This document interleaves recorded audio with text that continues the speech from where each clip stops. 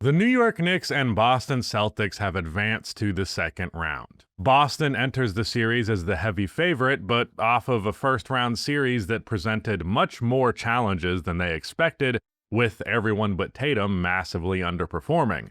New York just got off of a competitive six-game series versus Detroit, and while they may be the underdogs, they have enough firepower in their starting lineup to beat basically anybody on the right night. So, do the Knicks have what it takes to upset the defending champions? Let's talk about it. Hello everybody, welcome to Rusty Bucket. Subscribe to the channel and drop a like on this video, and check us out over on Spotify and Apple Podcasts if you would like to enjoy this as an audio-only experience. Before we get into the matchup in 2025, I do want to talk briefly about the history between these teams. I will not be highlighting each individual series because these two teams have matched up 17 times throughout history, which is the second most any two teams have ever matched up, with first going to Boston versus Philadelphia. That's especially interesting to me because much of that history is before I even watched the NBA, because it was before I was even alive. They've only matched up twice in the last 35 years up until now. Because there's so many matchups, I will highlight the three most important and pivotal ones of their history. In 1973, the New York Knicks, led by Clyde Drexler, Dave DeBusschere, Earl the Pearl Monroe, and an old Willis Reed, would win in 7 in the Eastern Conference Finals, going up against Dave Cowens, JoJo White, and John Havlicek. Cowens put up 24 and 14 per game for Boston, while Walt Frazier put up 26, 7, and 6, while he played 46 minutes a game. The Knicks would go on to win their second and final championship in franchise history in the finals after this series.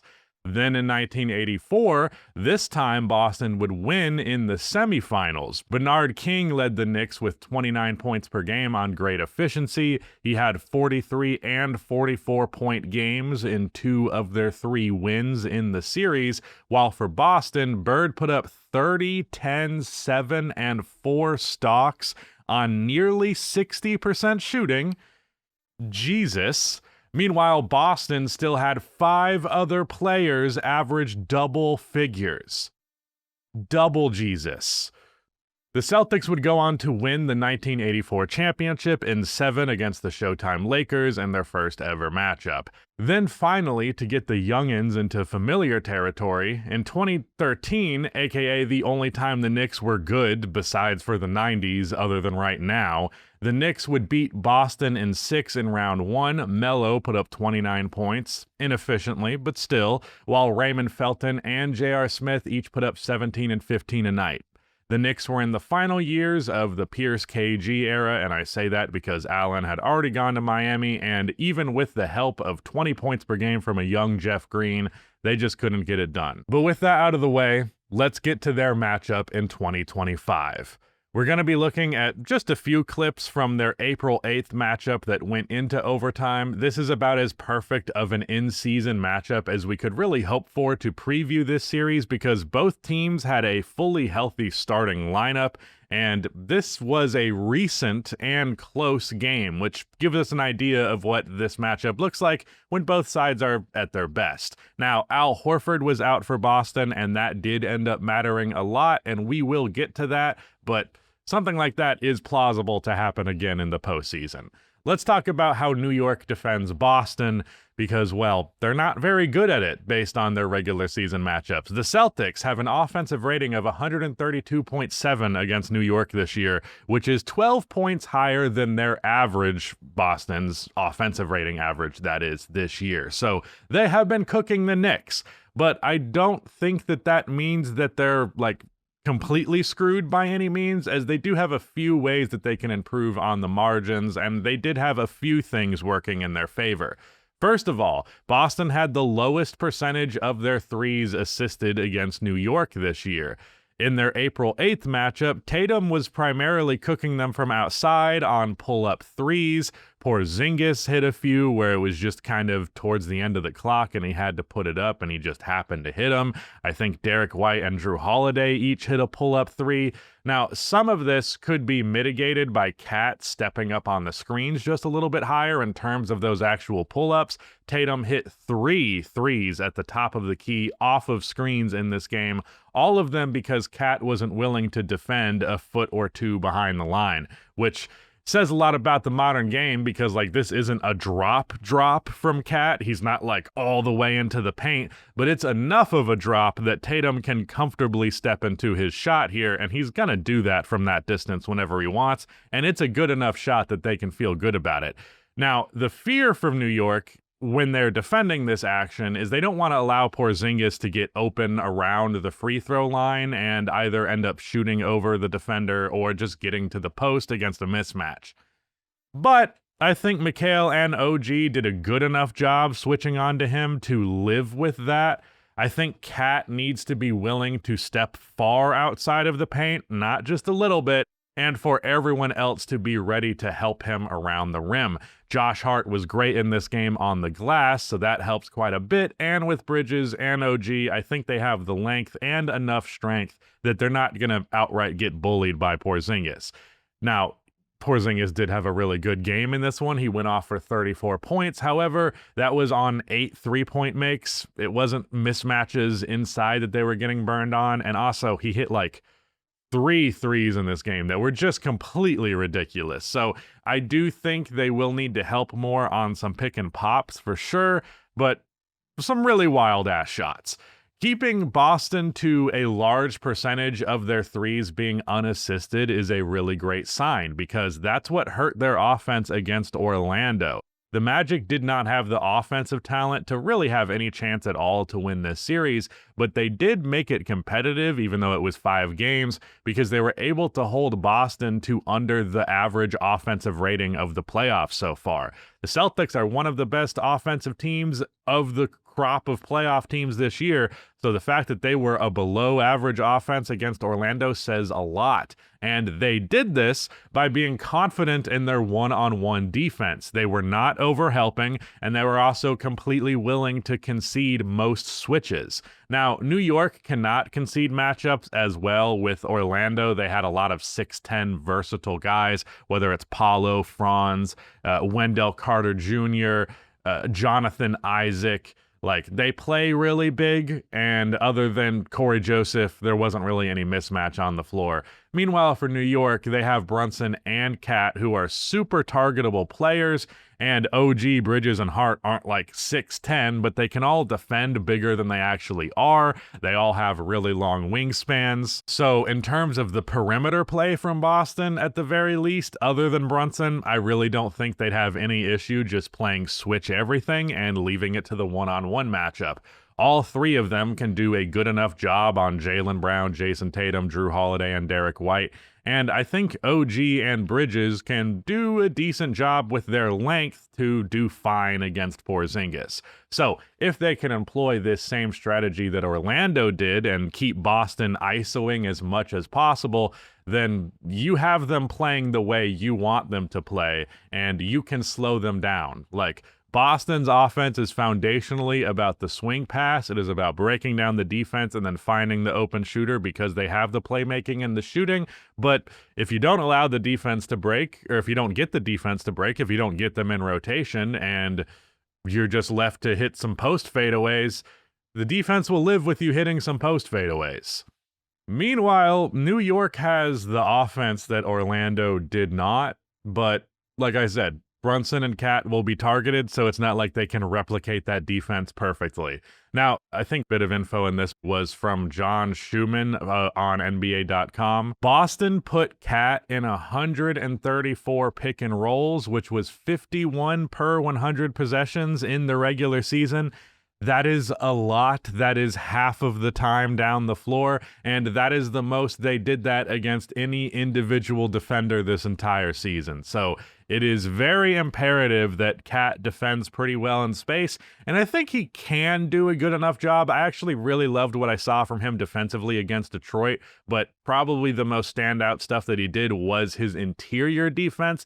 Detroit was not a very well-spaced team, so he didn't have to defend in space as much, and he's definitely going to face a huge challenge here, but I think he can hold up well enough that it does not outright break their defense. Brunson is the one I'm more worried about as a little guy because that's the best way for Boston to target you. They're really good at targeting little guys, but let's talk about how New York defends Boston.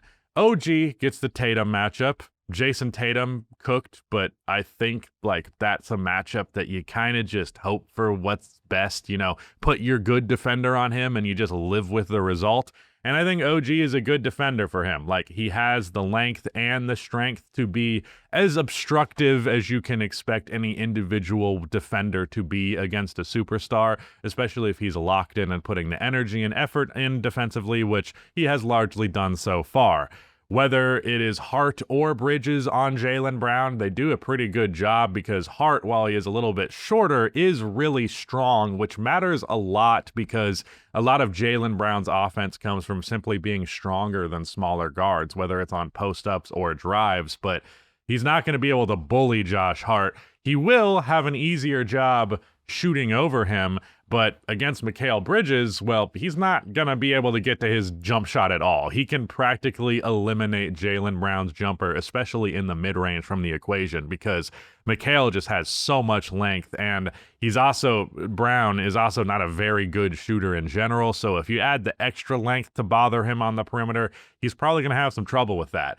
Jaylen Brown averages just 16 points per game versus New York this year. He's really the only Celtic who has struggled against them, and I think that's a matchup that is about as figured out as you can really hope for out of a star player, and I don't expect him to average 16 points in the series, but I don't think he's going to have a very strong one either if I had to guess.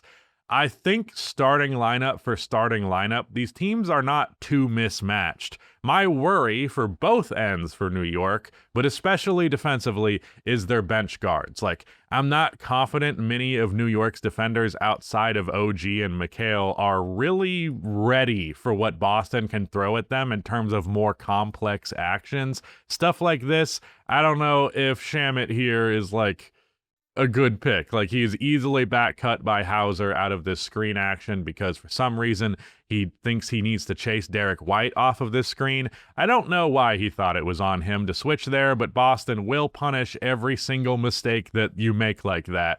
And I don't think Cameron Payne or Landry Shamet are really built for this.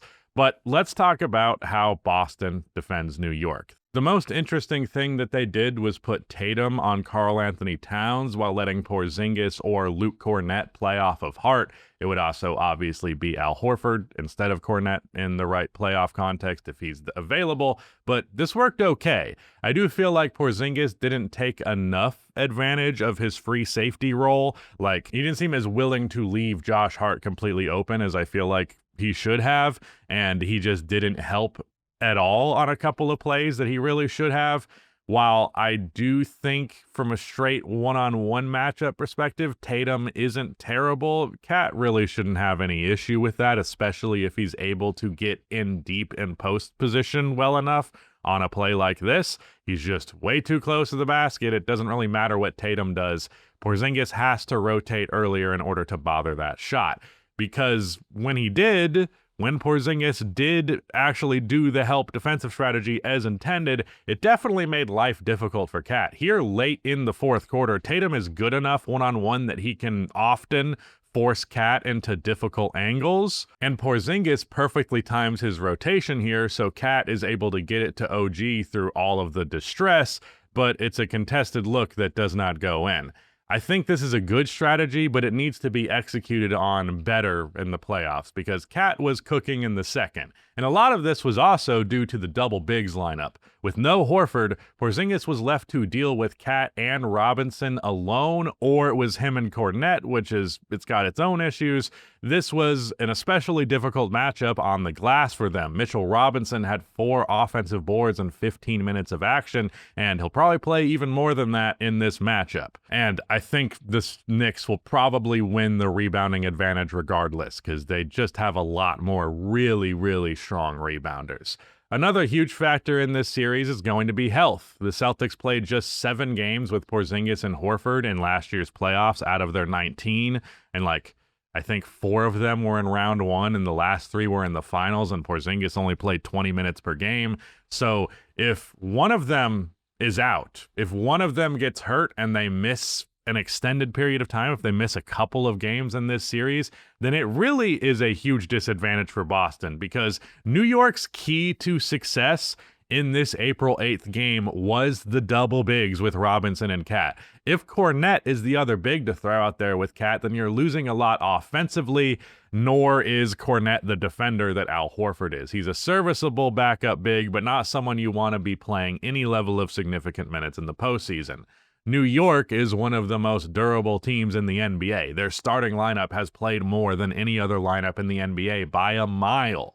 A huge advantage that Boston has is depth, but if it goes from Horford, Pritchard, Hauser to Kornet instead of Horford, and now it's that versus Robinson, McBride, and Payne, that's still a better 3 than what the Knicks have, but it's not as much of a leg up as it is with Al Horford.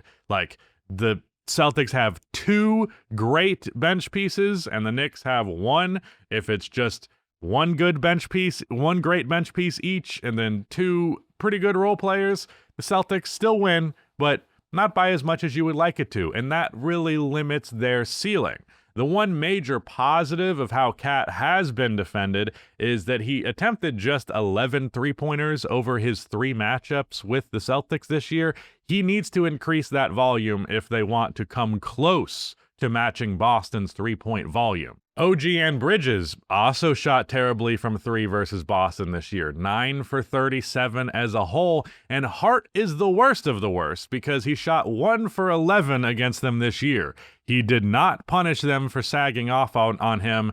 That was a very effective strategy in terms of Hart just not punishing them on the perimeter. He actually averages 14 points per game versus Boston this year, so he did a lot of scoring inside the arc relative to what can be expected of him, but no, he needs to punish the defense a little bit here.